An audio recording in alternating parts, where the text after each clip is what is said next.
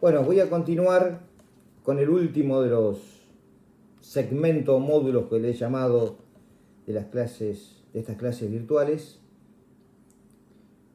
en referencia el último de los 4 referente al Instituto Jornada de Trabajo y Descansos, o mejor dicho también como el tiempo de trabajo. En este cuarto módulo voy a referirme en primer lugar al trabajo en tiempo, llamado trabajo extraordinario o en tiempo extraordinario, y después voy a hacer alguna mención breve, pero mención al fin para que tengan algunas pautas de los que son los descansos, cómo están establecidos los descansos en nuestra normativa. El trabajo en tiempo extraordinario lo podemos definir como es aquel trabajo o el tiempo del trabajo que se produce o que se ejerce por el trabajador, que se presta por el trabajador, más allá de los límites legales o convencionales. Acá hay una larga discusión que de alguna manera hubo un plenario de la Cámara Nacional de Apelaciones del Trabajo, un plenario, sí, bien digo, donde se estableció que el límite estaba establecido en función de lo que era de lo que es la jornada legal, lo relevante de la jornada legal, es decir, lo que sería la jornada convencional. Todo el trabajo, todo aquel trabajo que se da por sobre los tiempos o los límites previstos por el convenio colectivo o por la ley, se lo considera trabajo extraordinario. En primer lugar, podemos decir que hay dos acepciones a este término.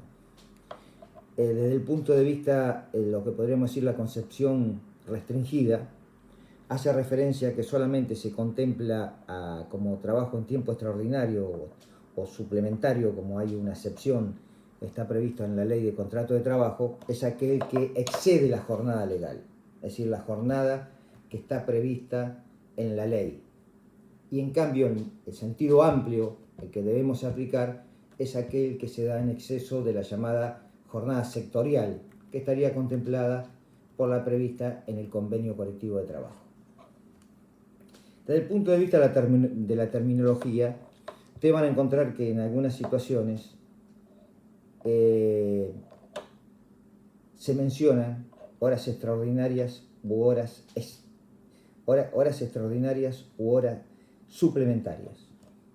Esto viene de que el convenio 1 de la OIT, donde contempla, hablaba de horas extraordinarias en aquellas que se daban más allá de los límites fijados por la ley. En cambio, la ley de contrato de trabajo adopta la terminología como tiempo suplementario. Pero en definitiva, más allá de que algunos autores, como algunos autores de la doctrina, menores en cantidad, ¿no? Hay un solo autor, hacía referencia a una distinción entre el tiempo suplementario y el tiempo extraordinario. Yo aquí voy a hacer referencia como un sinónimo, es decir, todo tiempo que va más allá de los límites legales lo consideramos horas suplementarias u horas extraordinarias. ¿Cómo están previstos esos límites? Originalmente, el decreto 16.115 del año 33, el que les vengo citando, en el artículo 3, y también después en el decreto número 2882 del año 79, le establecían un límite diario.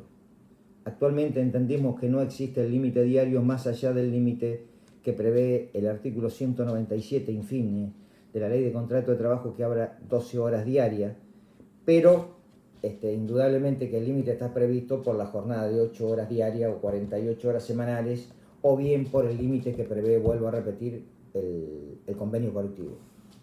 Pero lo que sí, en el decreto vigente actualmente, que es el 484 del año 2000, establece un límite en las cantidades de horas extraordinarias que se pueden realizar desde el punto de vista mensual y desde el punto de vista anual.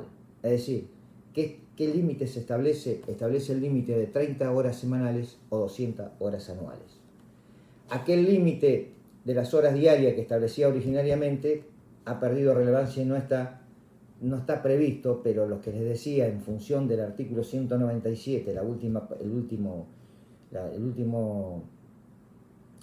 redacción, la última parte del artículo que habla de el descanso diario interjornada de 12 horas, de allí debemos inferir que el límite máximo serían 4 horas, que no se podría trabajar más de 4 horas. ¿Por qué? Porque si tenemos una jornada máxima de 8 horas, tendríamos 4 horas extraordinarias que se llegarían a 12. Pero de todas maneras, lo relevante entonces, tenemos que ir al límite desde el punto de vista mensual y anual. Además, las horas extraordinarias o suplementarias están establecidas o están normatizadas, reglamentadas en los artículos 201 y 203 de la Ley de Contrato de Trabajo. De allí también se establece claramente que ese trabajo que se da más allá de los límites normales, es decir, que al trabajador se le está quitando parte de lo que es su descanso legal, el descanso que prevé la ley a los fines de poder reponer energías para poder utilizarlo en función de su vida privada, de su desarrollo familiar, físico, intelectual o meramente de descanso del trabajador.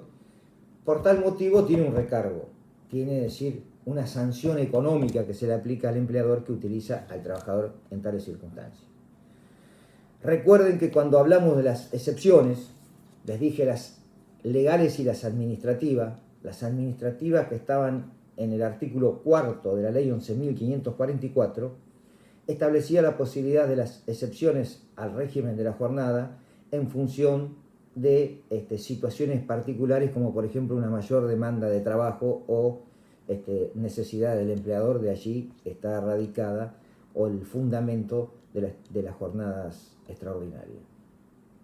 Es decir, la ley trata de desalentar la utilización de este tipo de jornada, este tipo de extensión del horario más allá de la jornada normal para los trabajadores, y por eso se le aplica una sanción del 50% en los días hábiles y el 100% de lo que es el salario normal los días feriados, el sábado por la tarde, a partir de las 13 horas del día sábados, y los días domingos.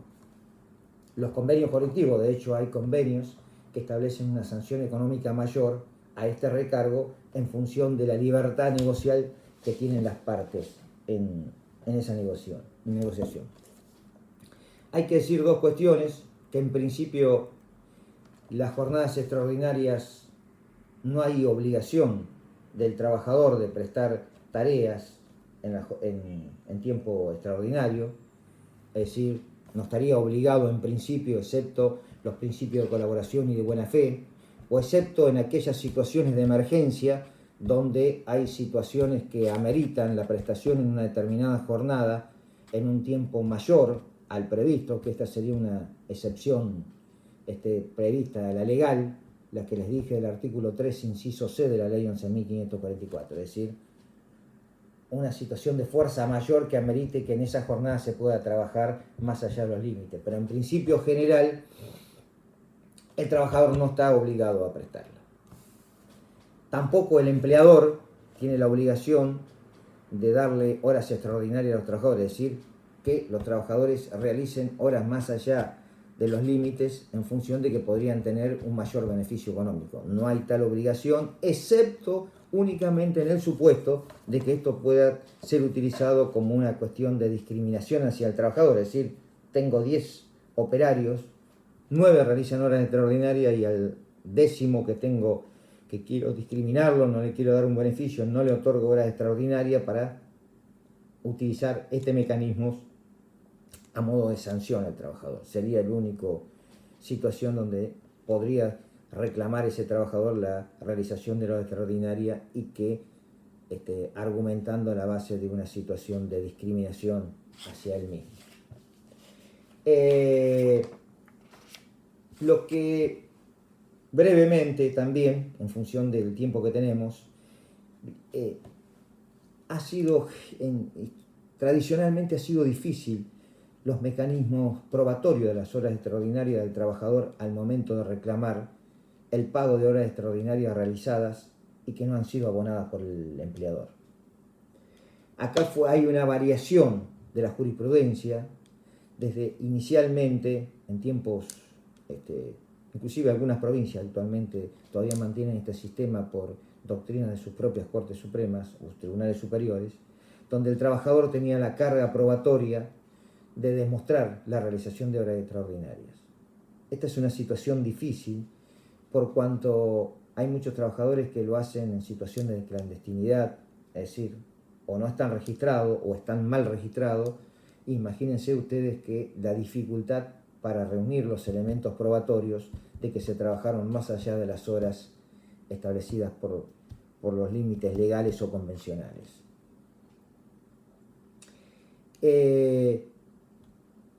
Posteriormente, la jurisprudencia avanzó hacia algún criterio más contundente y opuesto a este, y que se radicó en que el empleador era quien, esta es una doctrina, en una jurisprudencia de hace unos años de la Sala Sexta de la Cámara Nacional de Apelaciones del Trabajo, donde estableció que era el empleador quien tenía la obligación de probar en función de que el artículo 6 de la Ley 11.544 pone en cabeza al empleador la obligación de llevar ciertos libros, los libros de jornada, y además los libros de jornada, dejar asentado la realización de las horas extraordinarias o suplementarias que realicen los trabajadores.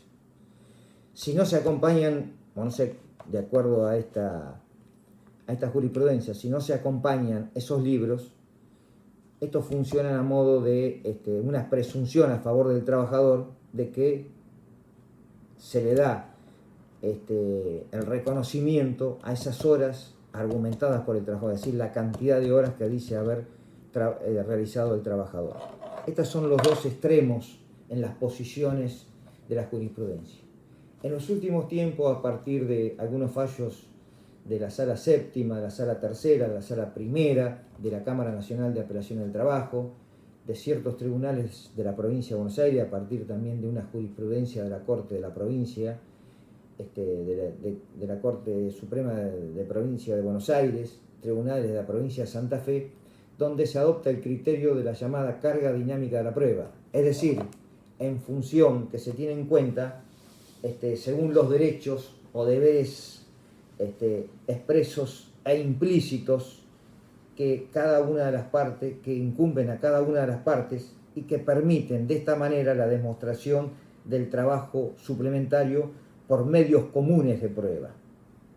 Esto fue una jurisprudencia en un caso de la Sala Séptima de la Cámara Nacional, en la causa de Marchi contra Banco of America, donde se adoptó, podríamos decir, este criterio, y donde en realidad es el más razonable, el más sentido común, es decir, en función de la situación que está cada una de las partes.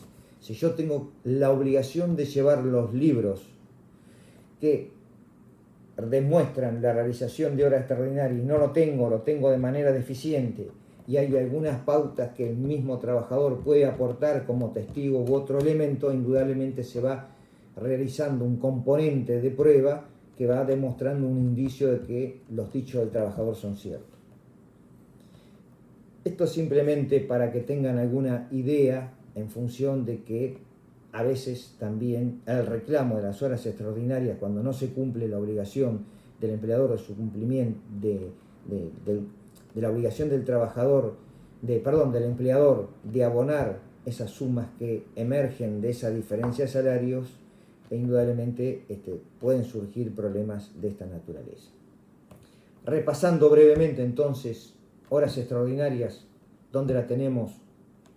La buscamos en primer lugar en la ley 11.544, también los artículos 201, 203 de la ley de contrato de trabajo y el decreto 484/2000, donde establece los límites, que es el tiempo extraordinario, el que va más allá de la jornada legal. ¿Es tiempo, horas extra o suplementarias? Estamos ante la presencia de sinónimo, es decir, el derecho argentino se adopta la hora extraordinaria en la ley de contrato de trabajo y horas extra en la ley 11.544 devenida del convenio 1. Hablamos de un mismo concepto, podríamos decir. ¿Hay obligación? No hay obligación en principio general de prestarlas. Hay obligación de otorgar hora extraordinaria, principio general, excepto que sea un acto discriminatorio, tampoco hay obligación. ¿Cómo se abona en ese tiempo extraordinario? Se abona el 50% los días normales, días hábiles, y a partir del sábado a las 13 hasta el domingo a las 24 y días feriados el 100%, en tanto y en cuanto que la jornada normal del trabajador sea de lunes a viernes o al lunes sábado al mediodía. Esto también tengámoslo presente. Si el trabajador ha sido contratado para trabajar de jueves a domingo, obviamente que no hay un recargo por trabajar esos días, sino que los días que están afectados al descanso serían los que serían computados como horas extraordinarias. Brevemente, los descansos. ¿Cómo calificamos los descansos? ¿O cómo los clasificamos? Los descansos los clasificamos. Descanso diario es aquella lapso de tiempo que la ley asigna a la necesidad de recuperación física del trabajador, que está compuesto a partir de la premisa establecida en el artículo 197, en fin, de la ley 2744, que establece que entre una jornada y otra debe haber 12 horas, de modo tal que esto establece el techo de la jornada, 12 horas máxima y 12 horas mínima de descanso por día. Hay pausas en el día que son para la recuperación física, para recuperación higiénica del trabajador, para almorzar, para merendar, para cenar, etc. Después tenemos el segundo tipo de descansos, que serían los descansos semanales, que está previsto en el artículo 204 de la Ley de Contrato de Trabajo y que va desde las 13 horas del día sábado a las 24 horas del día domingo. El descanso del día sábado a partir de las 13 horas lo estableció la Ley 11.640, que es del año 1932, y esto es lo que estableció el concepto del sábado inglés, se lo llama el sábado inglés, que creo que se los dije en las primeras clases, cuando hablamos del descanso hebdomadario, hablamos del descanso del sábado a la tarde y el día domingo, que es el descanso tradicionalmente asignado para poder participar en los cultos. Tiene un origen religioso para que los trabajadores pudieran ir a misa, rendir al culto al cual pertenecía el trabajador, partiendo a la base de nuestra tradición cristiana. Después se incorporó el día sábado a los judíos y el día viernes a las religiones musulmanas. Por eso existen disposiciones especiales que para los que practican esa religión hay una modificación de los descansos el día viernes o el día sábado. Este es el descanso llamado descanso semanal. De todas maneras, todos estos descansos y el anual que vamos a ver después tienen unas ciertas características, que es desde el punto de vista de la necesidad de la recuperación física del trabajador, de disfrutar de su familia, disfrutar de las tareas personales y recreativas que puede hacer un trabajador. Es decir, es necesario desde el punto de vista de la integridad física, moral, de la integración familiar y social de una persona.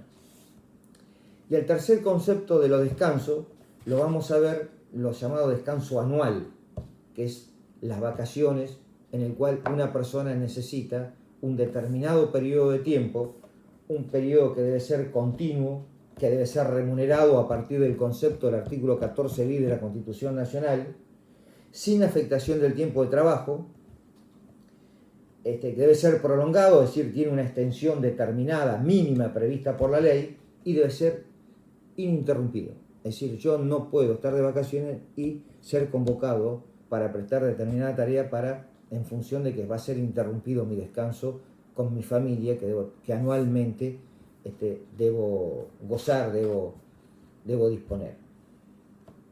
Estos descansos lo vamos a encontrar, remítanse al artículo 150 de la Ley de Contrato de Trabajo, de 150 en adelante.